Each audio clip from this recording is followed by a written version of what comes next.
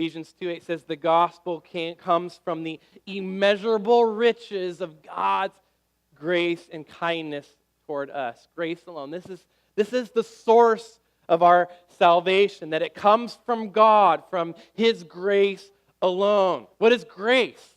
Here's a definition of grace. It's simply the favor of God, where God takes the initiative, where He takes the first step in acting toward us, moving toward us who don't deserve it or do anything to get it.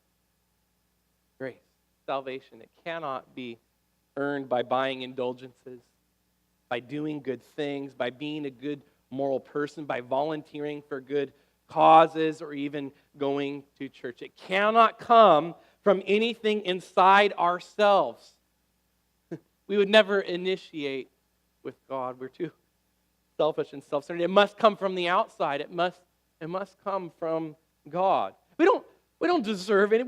None of us did anything to be born, to make ourselves come into this world. It's the same thing with our salvation. There's nothing we can do. There's no way on top of it that all of our good works could ever outweigh our bad. Not to mention that even our good works are so often motivated or fueled by our own self-interest. We really don't deserve anything. If we're honest, we deserve judgment. If there's hope for us, it's going to have to come from outside ourselves. Probably the hardest point for us to connect with Luther. I think when we read about the story of Martin Luther, and he was seeking salvation, he was seeking God, and he had this conflicted or troubled conscience that he was trying to appease, this feeling of guilt. Today it seems that fewer and fewer people are really wrestling with God in terms of guilt. We want to get rid of guilt. We don't want to talk about guilt.